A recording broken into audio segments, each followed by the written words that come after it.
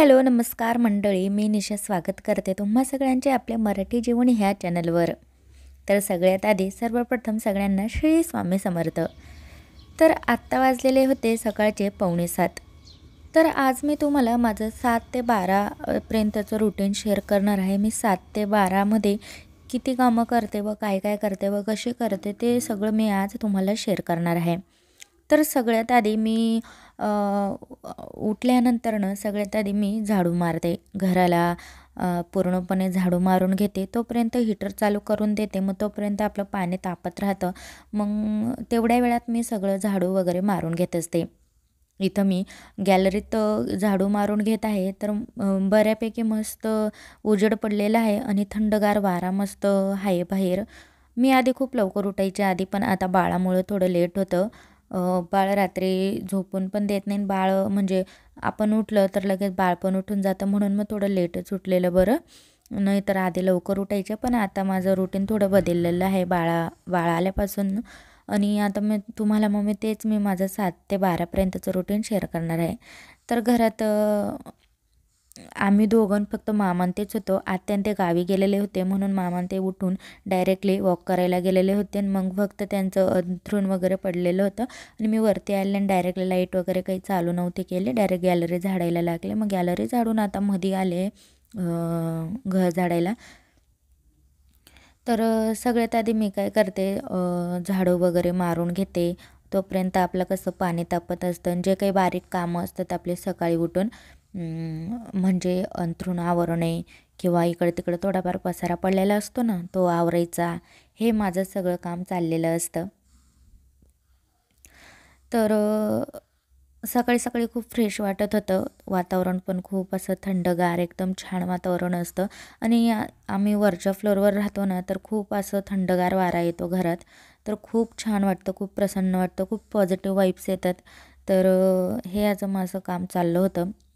तर मी काय केलं, रात्री गाऊन घातलेला, पण त्याच्यावर आहे ना बाळाने सकाळी सकाळीच सू केली.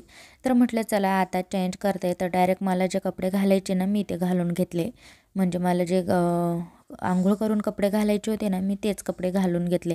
म्हटलं परत चेंज करण्यापेक्षा मी तेच घालून घेते. मग परत आंघोळ केली का तेच मी लगेच हे घालून घेईल. तर कपडे कपडे जास्त होणार नाही. आणि इथं मी जे आहे ना ब्लँकेट वगैरे ती सगळी झटकून घेत आहे. म्हणजे कसं आपण बसतो वगैरे, आपले पाय जातात ना, तर एक अशी घाण होते त्याच्यावर ब्लँकेटवर. तर म्हणून मग सगळं झटकून वगैरे घेतलेलं बरं पडतं. तर इथं मी सगळं झटकून वगैरे आता पूर्ण घराला झाडू मारून घेणार आहे आणि त्यानंतर ना मी आंघोळीला जाणार आहे.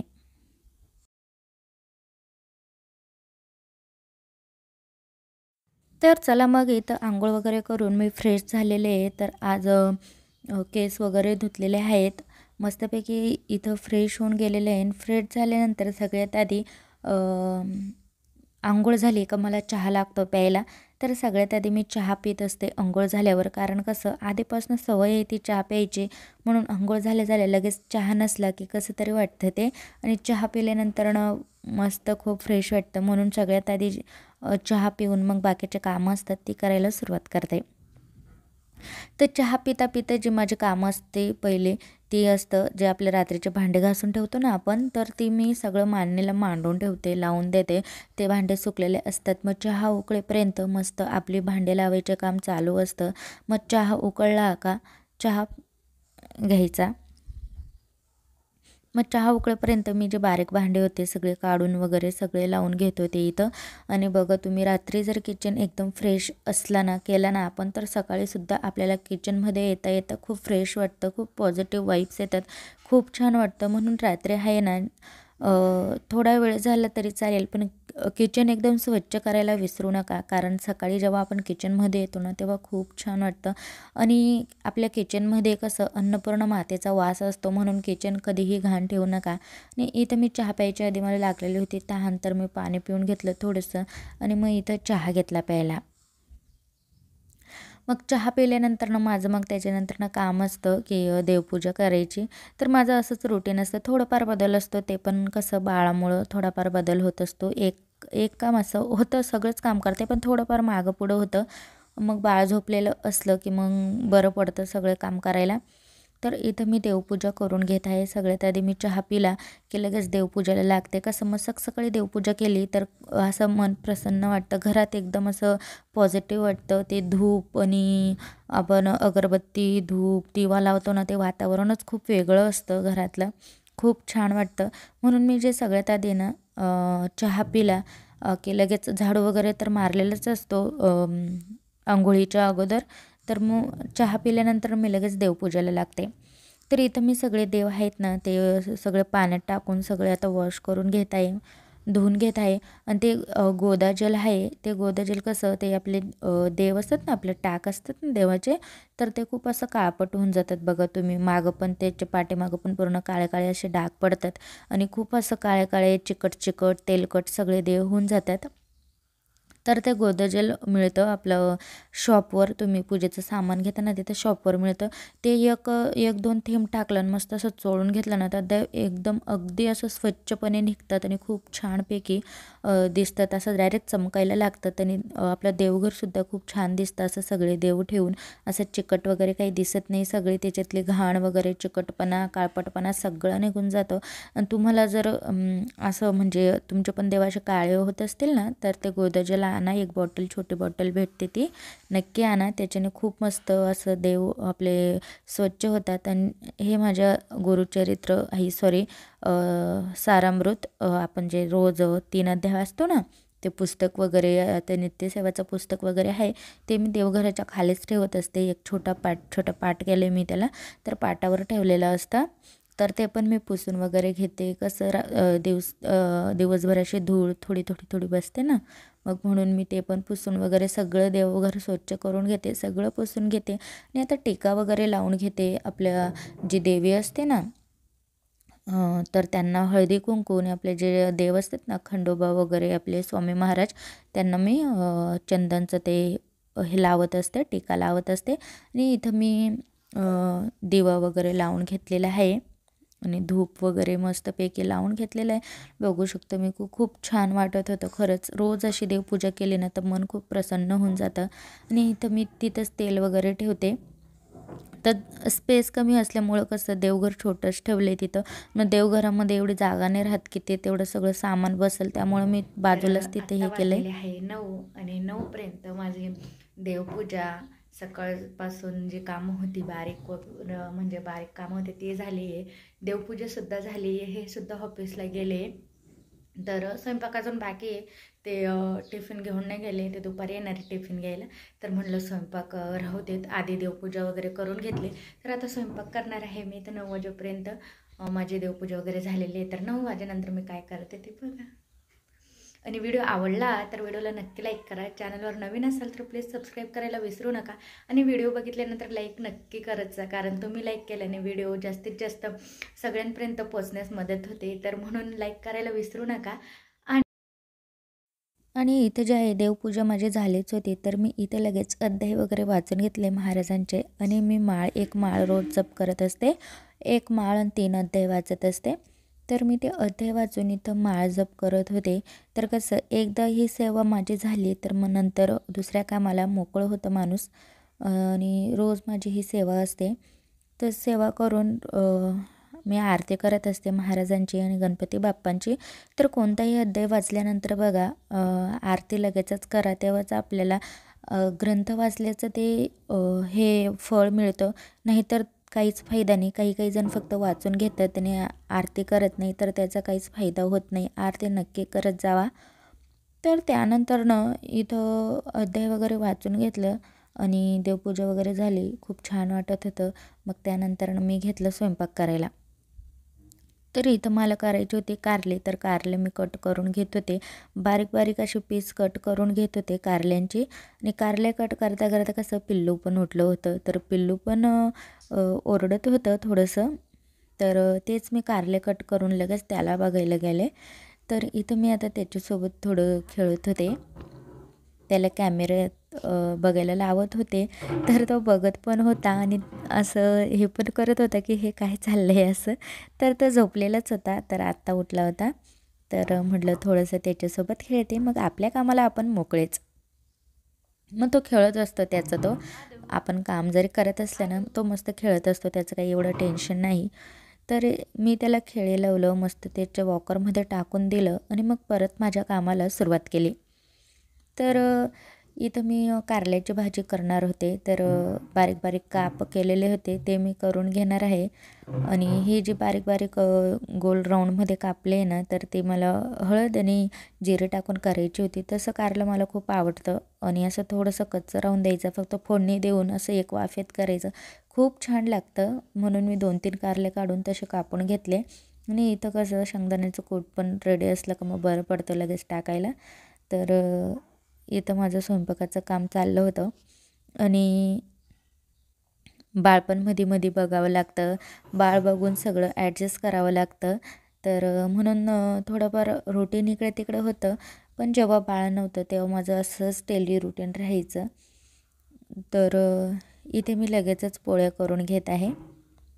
तर पोळे करायला पोळपाट खूप लहान पडतं हे. तर आता नवीन पोळपाट आणायचं आहे. तर बघू कधी आणता येईल असं चाललं आहे आणायचं असं. कारण कसं याच्यावर आहे ना पटापट पोळ्या जमत नाही. तर मी खूप प्रयत्न करते पटापट करायचं आणि पटापट करते पण. तर एवढं बरं पडतं नाही का, एक मस्त मोठं पोळपाट असलं तर मोकळं-चोकळं आपल्याला लाटता येतात पोळ्या. आणि हे बघा त्याचा तो खेळत होता मस्तपैकी. मी त्याला किचनमध्ये घेऊन येते, मग माझं काम करते.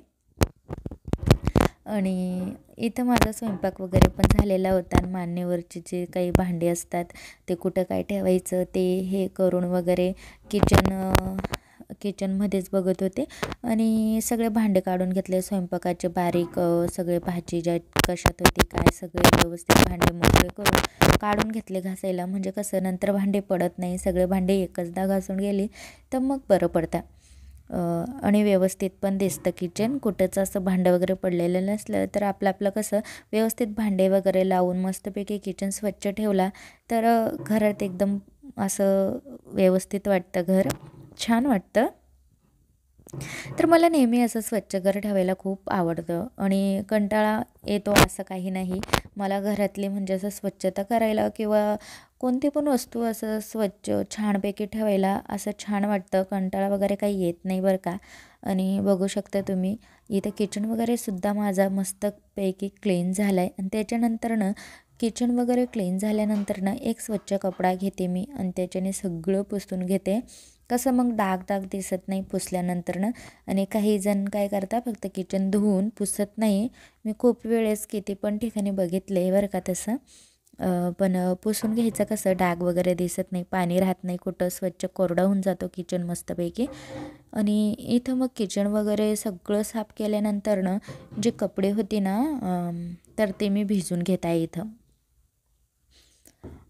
स्वयंपाक झाल्यानंतर किचन साफ केल्यानंतर कपडे भिजून देत आहे. कारण कसं मग दुसरे काम होईपर्यंत कपडे भिजून राहतात मस्तपैकी. मग कपडे धुवायला कसं जास्त हे होत नाही, खूप छानपैकी कपडे निघून जातात असे एकदम चकाचक. म्हणून सगळ्यात आधी मी किचन वगैरे साफ केलं तर कपडे लगेचच भिजून देते. मग कपडे भिजल्यानंतर जे घरात आहे ना घाण झालेलेच असते सकाळपासून थोडी का होईना, मग ते परत एकदा मी पूर्ण राऊंड एक झाडू मारून घेते. कसं मग पुसायचं राहतं ना, मग टेन्शन राहत नाही. सगळं झाडू मारलेलं असलं तर घर कसं स्वच्छ नीटनेटकं दिसतं. तर इथं मी सगळं आवरून वगैरे घेतलं परत एकदा. कसं बाळ पसारा करताना, बाळ छोटा आहे म्हणून ते पसारा करत राहतं आणि घर पण थोडंफार खराब होतंच. आपण जातो येतो बाहेरचे पाऊल वगैरे असं. तर आमचं जिना आहे ना बाहेरून आहे, जायचा यायचा खाली बेडरूम वगैरे आहे आमचं, तर जिना आमचा बाहेरूनच आहे. तर इथं मी सगळे झाडू मारून घेत आहे. झाडू मारल्यानंतरनं म्हणलं घर पुसायला घ्यावे. तर कसं झाडं मारून घेतलं आणि मग घर पुसेपर्यंत कपडे मस्तपैकी वाळून जातील, भिजून जातील. तर तोपर्यंत मी घर पुसायला घेतलं. तर त्याच्यात मी थोडं फिनाईल घातलं आणि थोडं मीठ घातलं. तर कसं फिनाईलने कसं स्मेल वगैरे मस्त येते घरात, असं फ्रेश पण वाटतं. आणि मीठ टाकल्याने कसं निगेटिव्ह एनर्जी घरात राहत नाही, एकदम असं व्यवस्थित असं पॉझिटिव्ह म्हणतं ना ते नेगेटिव्ह काही आपलं घरात असतात ना ते सगळं निघून जातं. त्याच्यामुळं मी प्रत्येक वेळेस जे घर पुसताना असताना थोडं मीठ टाकत असते आणि थोडं फिनाईल, म्हणजे कसं फ्रेश पण वाटतं पुसल्यानंतर. असं ते असं घरात कशाची स्मेल वगैरे राहत नाही, असं दमटपणा असतो का ना तो राहत नाही, काही नाही. मग मस्त फ्रेश वाटतं. इथं मी ना गॅलरीपर्यंत, म्हणजे हा एवढा स्पेस आहे ना आमचा एक रूम, तो कपडे बाथरूम कपडे वगैरे काय आपले रोज डेलीचे वापराचे कपडे वगैरे सगळं जे आहे ना आपलं प्यायचं पाणी वगैरे ते सगळं आम्ही एका हा सेक्शन केला आहे रूम, त्याच्यात राहतं. मग तो मी ना आता नंतर पुसून घेईल. मी फक्त दोघं ते रूम वगैरे गॅलरी वगैरे पुसून आणले. त्यानंतर मी म्हटलं आता कपडे धुवून घेऊ. तर इथं बाळ कसं आता सू करतं ना परत परत, तर त्याचे खूप पॅन्टी असतात छोट्या छोट्या धुवायला. तर त्याच इथं मी धुवत बसले होते. खूप खूप पॅन्टी असतात, तो खूप सू करत असतो म्हणून. आणि इथं माझे कपडे धुवून झालेले आहे. कपडे धुतल्यानंतर बादली वगैरे सगळं धुवून वगैरे घेतले आणि इथं मी इथंच वाळत घालणार आहे कपडे. कारण कसं ऊन बऱ्यापैकी येतं, म्हणजे वरतीच आम्ही असे तार बांधलेले आहेत कपडे वाळत घालायला. आणि इथून गॅलरीत म्हणजे मागची भिंत आहे ना आम्ही पूर्ण बांधलेली नाही आहे, कारण कसं ते ऊन पण येतं आणि असं मोकळे हवा पण येते घरात, तर तसंच राहून दिलेलं आहे. आणि तिथंच ऊन पण येतं आणि तिथंच आम्ही तार बांधलेला आहे. तर तिथं कसं कपडे व्यवस्थित असं मस्त सुकून जातात. बघू शकता तुम्ही, सगळे कपडे मस्त व्यवस्थित हे करून टाकले. बाथरूम वगैरे सगळं धुवून वगैरे झालं आहे. सॉरी ते शूट नाही केलं मी. आणि इथं बाथरूम वगैरे सगळं धुवून पुसून वगैरे झाल्यावर मी काय करते, मग सगळं हातपाय वगैरे ना सगळं एकदा धुवून घेते, फ्रेश होऊन जाते मस्त सगळं काम आवरल्यानंतर ना. आणि इथं बाथरूमचा लावला आहे आता दरवाजा. आणि त्यानंतर मला खूप तहान लागलेली होती. आता उन्हाळा पडायला लागले तर तहान लागायला लागले आता कामं आवरेपर्यंत.